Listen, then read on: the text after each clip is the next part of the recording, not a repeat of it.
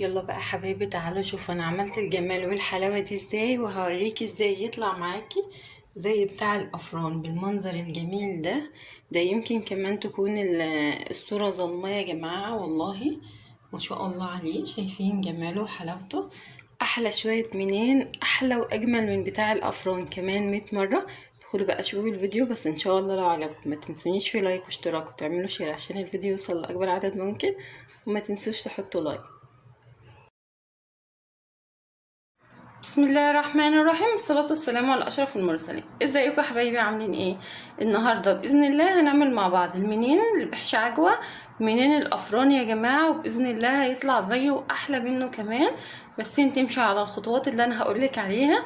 نقول بسم الله ونشوف مقاديرنا. عندي هنا نص كيلو من الدقيق بمعادل 3 كوبايات كبار، تمام؟ او بالكوبايه اللي هي الكوبايه بتاعه المعيار المتاح عندك، عايري بيه. لو انت مش عايزاها سمينه قوي تقدري تحطي كمان كوبايه. لو انت عايزاها زي بتاع الفرن بالظبط اعملي زي ما انا عاملاها كده. 3 كوبايات من الدقيق، كوبايه خليط ما بين السمنه والزيت. تقدري تخليها سمنه بس هتكون معاكي ناعمه شويه، تمام؟ عندي نص كوبايه ميه للعجن، عندي حوالي معلقه كبيره من الخميره، تمام؟ معلقه كبيره من السكر، ورشه ملح حوالي ربع معلقه من الملح.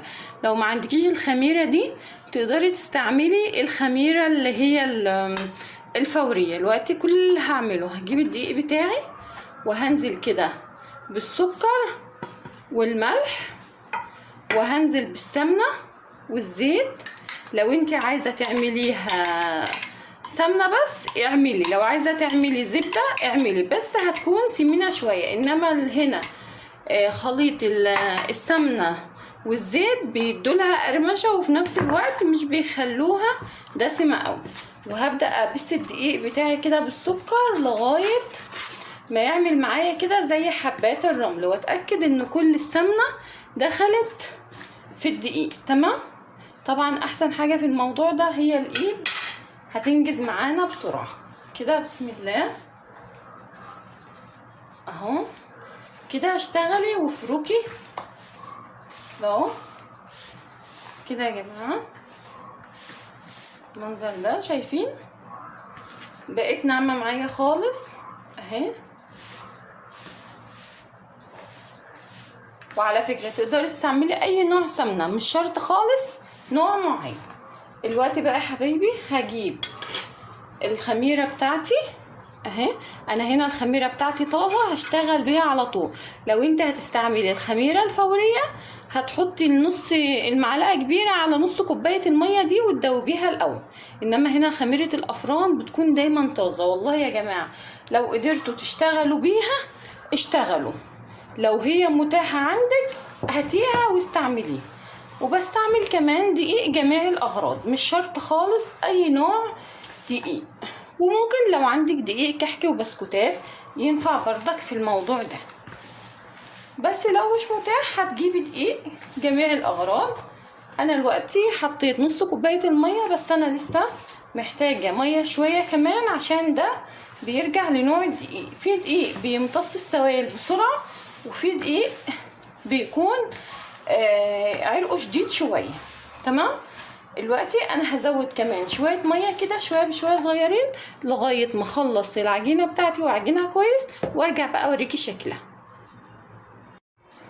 وده بقى حبايبي شكل العجين بتاعنا اهو يا جماعه. شايفين بيكون طري، بس يعني بتحسيه ناعم نوعا ما، يعني ايه بيلمع في الايد كده، تمام؟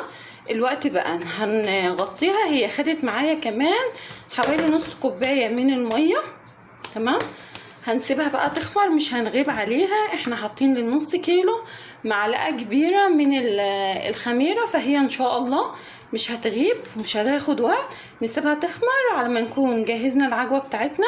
العجوه بتاعتنا هنحط لها معلقه من السمنه وهنعجنها كويس وهنفردها. هرجع اوريكي الشكل بتاعها، تمام؟ نسيب دي تخمر ونشوف شكل العجوه بعد ما فردناها. دلوقتي بقى حبايبي بعد العجينه بتاعتنا ما اختمرت نبدا نجهزها. عندي العجوه اهي يا جماعه، بحط لها بس معلقه سمنه وبدعكها جامد على البارد، ما بسخنهاش على فرن البوتاجاز. تمام. وببططها كده بس يعني ايه عشان تساعدني في الشغل. دلوقتي بقى هناخد حته كده من العجينه، بسم الله اهو، ونبدا بقى نشكلها كده بسم الله، ونفرد فيها على طول. بصوا يا حبايبي، بعد ما فردتها كده سمك رقنق خالص، هبدا اجيب العجوه بقى بتاعتي وهحطها اهي، وهتك عليها بس افردها كده حاجه بسيطه، وبعدين نكمل كده بالمنظر ده. طبعا انتوا عارفين ان القرص دي بالذات بيكون الاكتريه فيها العجوه. تمام اهو كده كده، تكي بس على العجوه حاجه بسيطه، وابداي بقى برومي كده رول اهو كده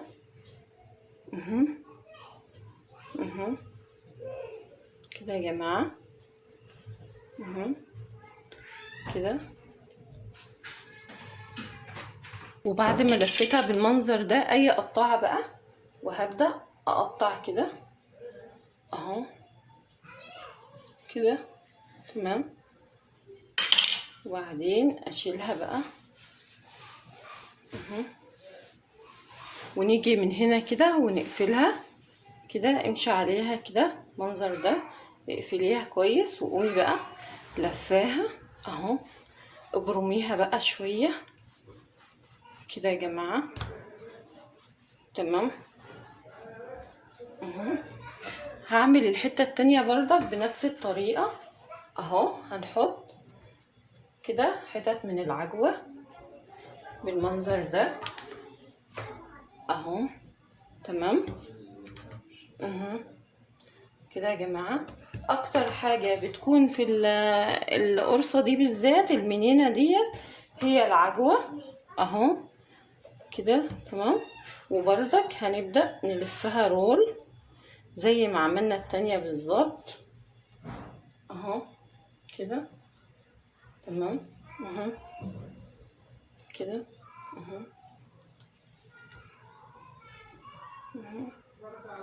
قطعت شويه كده بس هنسويها عادي، ما فيش اي مشكله. بصوا بقى يا حبايبي، بعد ما سويتها كده هجيب القطاعه، اي قطاعه موجوده، وهبدا كده اخد ميل كده اهو يا جماعه. تمام. اتحكمي بقى في الحجم زي ما انت حابه، عايزاها كبيره عايزاها صغيره زي ما انت عايزه. دي قطعت البطاطس العاديه اهو، او قطعت الجزر كده. تمام شايفين اهي وهنكون مجهزين صينيه، بس هنقطع دي برضه مدهونه كده ماده دهنيه خفيفه خالص، وهنبدا نرص المنين بتاعنا ده فيه كده اهو. هبدا بقى ارصها كده، وهسيبها ترتاح لغايه ما اخلص كل الكميه بتاعتنا. هي صينيه بقى حابه بتخبزي فيها اخبزي فيها كده بالمنظر ده، بس سيبي مسافه ما بين كل واحده والتانيه. دلوقتي بقى يا حبايبي بعد ما خلصت بالمنظر ده كده، هنبدا بقى ندخلهم الفرن. عندنا شويه من الحليب على النسكافيه تمام، وهنبدا كده نقول بسم الله وندهن الوش بتاعهم اهو كده بسم الله. ممكن تدهني صفار بيضه لو انت حابه، مش شرط خالص تحطي نسكافيه وحليب، او ممكن قهوه سريعه الذوبان زي ما انت بتحبي بقى حطي. وبعد ما دهنتهم كده هحط لهم شويه من السمسم كده بسم الله وهيدخلوا على درجه حراره بقى 200. الفرن شغال من تحت بس لغايه ما ياخدوا معايا لون، بعد ما ياخدوا لون هرجع اشغل لهم ياخدوا لون من فوق. ده لو هما ما خدوش المنين ده بيتخبز كده على يعني درجة حرارة 180 او درجة حرارة وسط، مش بيتخبز على نار عالية عشان هو طبقات ومحتاج انه يتشفشف من جوه كده عشان يبقى يكون بيقرمش زي بتاع الافران بالظبط. ان شاء الله بقى انا هدهن بقيه القرص بتاعتنا المنين بتاعنا وادخله الفرن، وما يخلص نرجع نشوف شكله النهائي سوا. وده بقى يا حبايبي شكل المنين الجميل بتاعنا بعد ما طلع من الفرن. شايفين يا جماعه؟ شايفين الطبقات؟ بسم الله ما شاء الله. شايفه حمره من تحت؟ شايفه دايب دوب كده؟ شايفه؟ بسم الله ما شاء الله عليه، حلو جدا جدا، طعمه في منتهى الجمال، والمقادير بتاعته مظبوطه جدا جدا ما شاء الله. ادخلي بقى ان شاء الله بقى لو الفيديو عجبك ما تنسينيش في لايك واشتراك وتعملي شير عشان الفيديو يوصل لاكبر عدد ممكن. ما تنسيش تحطي لايك.